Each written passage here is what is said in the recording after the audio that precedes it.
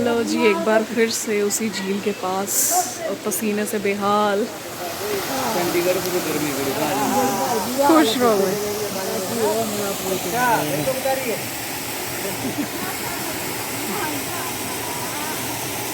बहुत आगनिया से डरो ये देखो गांव के तैराक,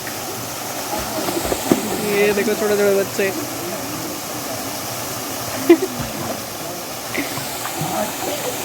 मेरा भाई बस बस मुक्त आगे पौधा ध्यान देता हूँ।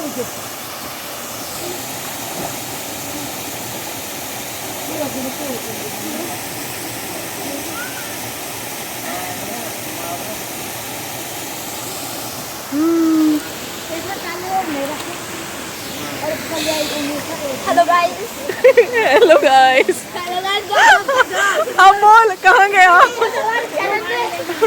हाँ, लाइक शेयर सब्सक्राइब बोल। नहीं गिरी, नहीं गिरी। ये देखो, ये कौन? बुआ की भतीजी। हाँ, और ये भतीजे पीछे कहाँ गए? ये देखो प्रशांत भाई, हमारी क्या गलती है? हमारी क्या गलती है?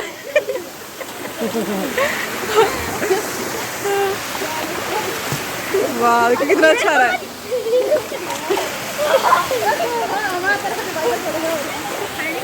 हाँ, वो खाते हैं ना हमारे वहाँ पे ना जो खोला छोटी थी ना, वहाँ पे एक लड़की रहती है ना कालिया में। हाँ, तो मैं और वो जाते ना, हम पकड़ के रखते। क्रैब कहाँ पे? वो देख कितना बड़ा है, हंसता है ये पैरों में। अच्छा हाँ, फिर वो हम पकड़ के लाएंगे। हाँ। और 3-4 रख के थोड़ी देर खेल के खड में छोड़ेंगे। आटा उट्टा डाल के पकड़ने का तरीका खाली में कपड़ा।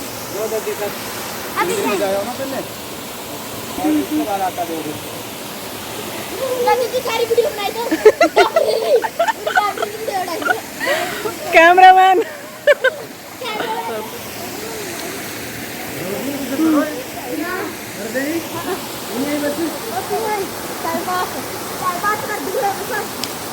वाह, एकदम ऑसम वाली जगह ये। जो पिछली बार तो आए थे तो देखा तो तुम लोगों ने कितना बुरा हाल था।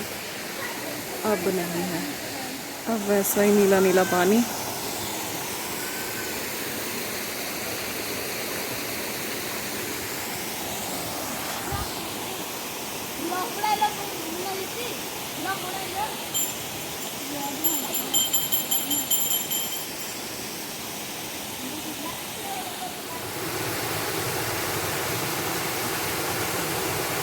देखना मछलियाँ ढूंढती ढूंढती नीचे ही चली जाए। मछलियाँ ढूंढती ढूंढती नीचे मत चली जाना, ध्यान से। तुझे क्या लगता है पकड़ में आएगी? वो नहीं आएगी।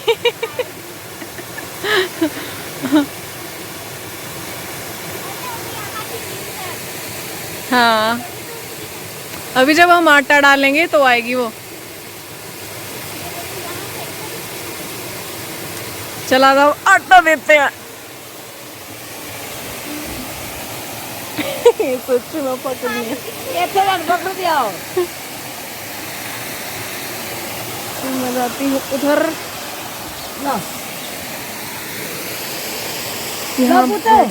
आजा, आ गए।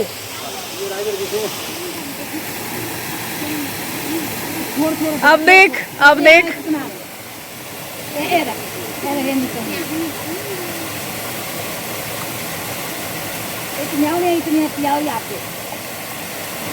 छोटे छोटे कड़ियाँ लेने, छोटे छोटे देना, मुँह लग जाओ।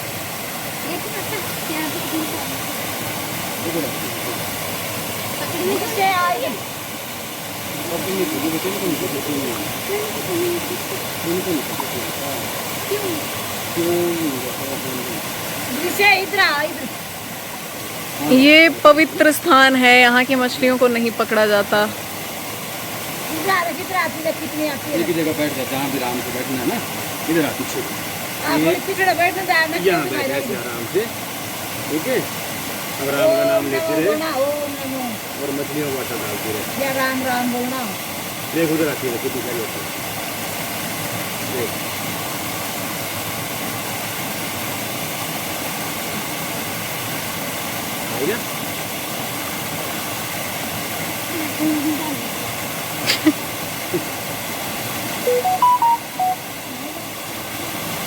छोटे छोटे बेटे, छोटे छोटे।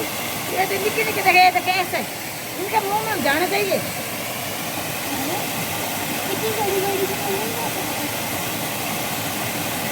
मछली बड़ी है पर इसका मुंह छोटा है।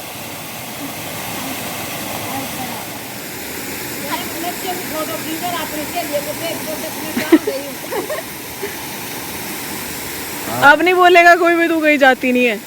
अब तैने पूरी वीडियो बना के ले जानी है। ठीक है। सीधा बोलिए, मैं थाईलैंड से गई। हाँ ठीक है। मेरी सहेलियों को पता है क्या? क्या? वो भी तो आती है, वो तो आती ही है, उनको तो पता होगा यहाँ के बारे में। क्या बात कर रही है?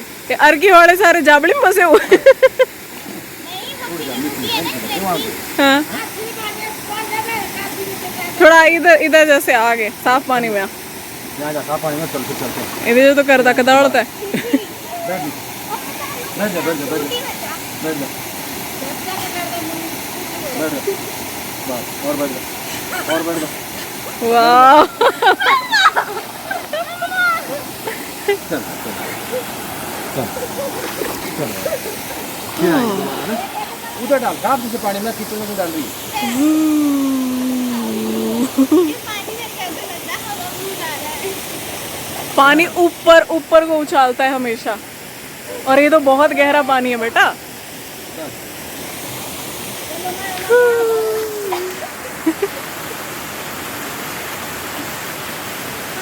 गुड वाला मॉर्निंग हैगा जी, एंड राम राम सभी को। कैसे हो भाई आप सब? होप सारे एकदम ठीक ठाक होंगे, एकदम स्वस्थ मस्त। और काफ़ी टाइम से कोई व्लॉग नहीं बनाया, क्योंकि एक तो मतलब ये कह सकते कि टाइम ही नहीं मिल रहा था, और दूसरी बात ये थी कि घर में बहुत सारे लोग थे, मतलब बहुत सारा रिश्तेदारी यू नो। तो बहुत प्रॉब्लम हो रही थी काम मैनेज करने में भी। बहुत शोर था क्योंकि घर में बहुत सारे बच्चे थे, तो मुझे प्रॉब्लम हो जाती है क्योंकि हम लोग हैं अकेले रहने वाले लोग, और पूरी मतलब घर की शांति भंग हो रखी थी, ऐसा पूरा माहौल बना हुआ था। तो काम ही ढंग से नहीं हो पा रहा था, तो व्लॉग तो भाई फिर वो तो बहुत ही मुश्किल है। बहुत सारे मेहमान आए हुए थे घर में, और मेहमान आप सभी को पता है कि पूरा एकदम मेस क्रिएट कर देते हैं। तो बस वही सब चल रहा था, और उसी की वजह से कोई व्लॉग मैंने शूट नहीं किया। एक बार मैंने सोचा था कि भाई चलो इन लोगों के साथ, क्योंकि आप लोगों को भी लगता होगा कि अकेली ही शूट करती है, सब कुछ अकेली ही बात करती है, तो मैंने सोचा था कि उन लोगों के साथ व्लॉग बनाऊं, but actually they are not interested. तो इसीलिए नहीं बनाया। वो थोड़ा एक किस्म से कैमरा फ्रेंडली लोग नहीं है, चाहे बच्चे चाहे बड़े कोई भी। तो बस इसीलिए सबकी प्राइवेसी का ध्यान रखना पड़ता है भाई। हम लोग तो कैमरा के साथ, हमारी तो पक्की यारी है, हमारा तो मतलब फैमिली मेम्बर है कैमरा, है ना। तो बाकी तो सब बहुत बढ़िया चल रहा है भाई। बहुत सारी चीज़ें हो चुकी हैं, बहुत सारी चीज़ें होने वाली हैं, इनके बारे में बात करते हैं। हिमाचल को ना पता नहीं किसकी नज़र लग गई है, एकदम सूखाग्रस्त हो गया है हिमाचल। कोई बारिश नहीं हो रही है, कुछ नहीं, मतलब इतनी सारी सब्जियां लगा रखी है, सारे पेड़ पौधे फिर से मुरझा रहे हैं, धूप है बहुत गंदी वाली, ह्यूमिडिटी बढ़ी हुई है। और जहाँ मैं रहती हूँ वहाँ पे कम से कम 15 दिनों से कोई बारिश नहीं हुई है, लाइक प्रॉपर बारिश जैसे बरसात में होती है। तो ये तो मॉनसून बिल्कुल ही ठंडा हो गया। मुझे लगता है जो इस बार की भी बारिश थी वो भी पिछली बार ही बरस ली है, क्योंकि पिछली बार इतना फ्लड आया था हिमाचल में, इतने बुरे हाल हुए थे। और इस बार जो है कोई बारिश ही नहीं है। मतलब भगवान जी, ऐसा लगता है कि हमारा तो लोकेशन ही भूल गए हैं कि मुझे इधर भी थोड़ी बरसात करनी थी। तो बहुत बुरे हाल है। मक्की के खेत में जाओ भाई, मक्की ऐसे मुरझाई पड़ी है, मक्की के पौधे। तो बस मैं यही इंतज़ार कर रही हूँ कि कब जैसे बारिश आए और ये सारी चीज़ें सॉर्ट हो भाई। खेत को ऐसे देख के ना बहुत बुरा लगता है, इतना जो है बीज है, पौधे लगे हैं, सब्जियां लगी है, सबके पौधे मुरझा रहे हैं, तो गंदा लगता है। क्या बात है भाई, बिग बॉस OTT सीज़न 3 में भी एल्विश यादव की एंट्री होने वाली है। मैंने जब ये शो शुरू होने वाला था उस टाइम पर भी कहा था कि भाई एल्विश आर्मी के बिना तो हो नहीं पाता, और फिर जब एल्विश आर्मी है वो इतना शिद्दत से अपना काम कर रही है तो एल्विश यादव वहाँ पर ना पहुँचे ऐसा भी नहीं हो पाएगा। एल्विश यादव को फ़िलहाल निमंत्रण मिल चुका है भाई बिग बॉस की तरफ से, जो कि होना ही था। और एल्विश यादव की तो इन्वॉल्वमेंट वैसे भी है ही है, क्योंकि उनका अजीज़ दोस्त, उनका भाई बिग बॉस के घर के अंदर है, तो वैसे भी उनकी इन्वॉल्वमेंट बनी हुई है पूरी पूरी इस बिग बॉस में। और अब तो जो है मतलब जब वो जाने वाले हैं तो आप देखना कि एल्विश आर्मी जो है किस तरीके से अप्रिशिएट करेगी, किस तरीके से सेलिब्रेट करेगी इस चीज़ को कि बिग बॉस OTT सीज़न 2 तो एल्विश यादव ने जीता ही था, लेकिन बिग बॉस OTT सीज़न 3 की जो ट्रॉफ़ी है मुझे लगता है वो भी इसी तरफ आ रही है, वो भी बस थोड़े चंद कदम दूर है। और लवकेश कटारिया, मुझे क्लियर कट अभी तक नज़र आ रहा है कि अगर बिग बॉस कोई षड्यंत्र नहीं रचते हैं तो क्लियर कट विनर मुझे दिख रहे हैं लवकेश कटारिया अभी के हिसाब से। बाकी जब एल्विश घर के अंदर जाएंगे तो उसका भी बिग बॉस ने पूरा जो है एक तैयार कर रखा है पूरा मसाला कि उनको क्या चाहिए। टीम 07 के साथ एल्विश यादव की भिड़ंत करवाना मुझे लगता है गड़े मुर्दे उखाड़ने जैसा है। मतलब लाइक कि टीम 07 के एक मेंबर को आप बुला रहे हो, सदियों पुरानी बात हो गई, टिकटॉक का ज़माना गया, टिकटॉक वर्सेस यूट्यूब हुआ था वो ज़माना गया, अब तो क्रिएटर्स खुद भी भूल गए हैं, अब तो सब जिनको भाई कुछ करना था ज़िंदगी में वो कर रहे हैं, जिनको नहीं करना था वो खो गए हैं। टीम 07 में से मिस्टर फैज़ू की कोई ख़ास इन्वॉल्वमेंट थी नहीं इस कंट्रोवर्सी में, और मुझे लगता भी नहीं है कि वो कंट्रोवर्सी में पड़ने वाला इंसान है। लाइक उसने अपनी मेहनत की साइड में और उसने शोज़ किए, रियलिटी शोज़ किए, बिग बॉस के लिए भी बार बार नाम आता है लेकिन अभी तक एंट्री नहीं हुई है। तो वहाँ पे तुकी नहीं बनता है कि एल्विश के सामने आप मिस्टर फैज़ू को खड़ा कर दो, क्योंकि एल्विश और मिस्टर फैज़ू की मुझे नहीं लगता लड़ाई थी। उसके बाद एल्विश यादव का ऐसा है कि भाई एल्विश जो है बेमतलब पंगे नहीं लेता किसी से, वो अगर फैज़ू कुछ भी नहीं बोलेगा तो एल्विश भी कुछ नहीं बोलेंगे सामने से। अब यहाँ पे मेकर्स क्या करवाना चाहते हैं मुझे सीरियसली समझ में नहीं आ रहा है, क्योंकि जिससे पंगा है वो तो घर के अंदर है, जिससे एल्विश जो है मतलब जो इनका जो भी ग्रज है एक दूसरे के लिए, जिससे पंगा है वो तो घर के अंदर है और बाहर खड़ा कर रहे हो आप मिस्टर फैज़ू को, तो ये थोड़ी सी अजीब बात है।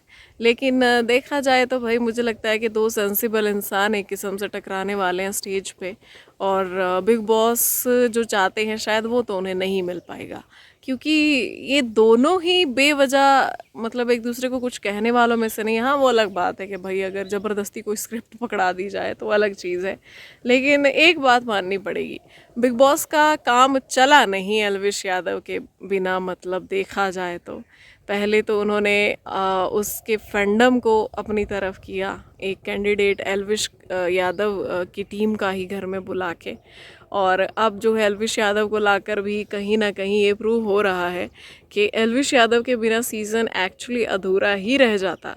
तो Elvish Yadav is equal to TRP मुझे तो जहाँ तक लगता है, क्योंकि हर कोई जस्ट अपनी रीच बढ़ाने के लिए ये नाम ज़रूर यूज़ कर रहा है, नेगेटिव वे में पॉजिटिव वे में हम देख रहे हैं, और बिग बॉस को भी इसकी ज़रूरत पड़ ही रही है।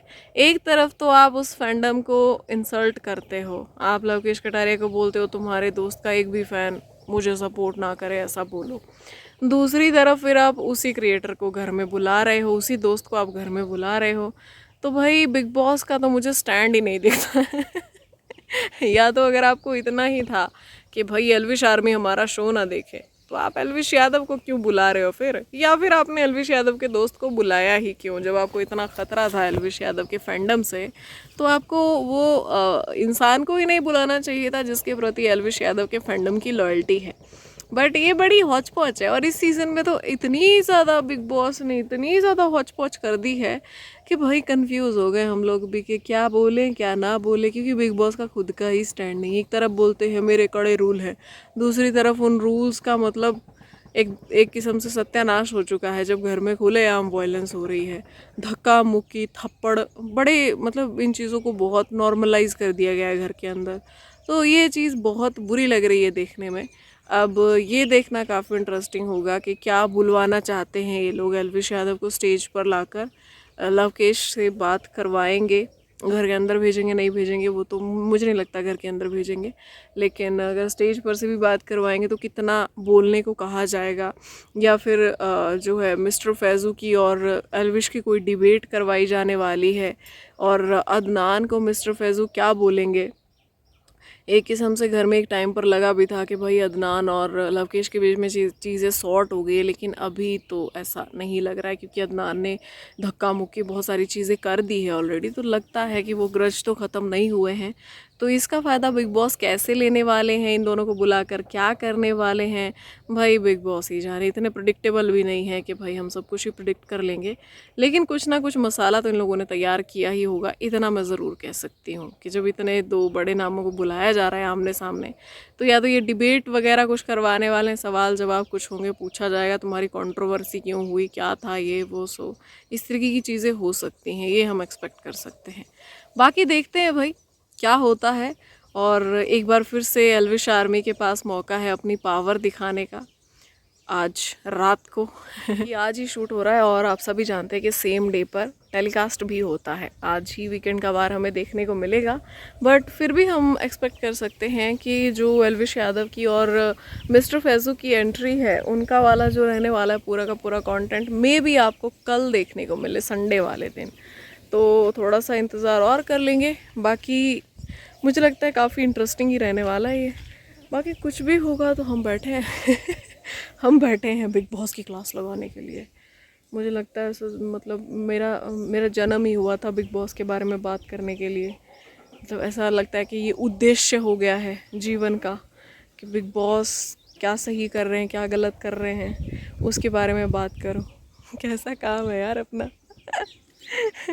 कैसा काम है अपना, साल में 6 महीने तो हम लोगों को यही क्रिटिसाइज़ करना है ये बहुत अजीब है। बाकी वही कितने खुश हो आप लोग कि बिग बॉस OTT 3 में भी एल्विश यादव आ रहे हैं, कमेंट सेक्शन में बताइए ज़रूर। मैं चलती हूँ अब घर की तरफ क्योंकि काम करना है बहुत सारा। Bye bye, Radhe Radhe.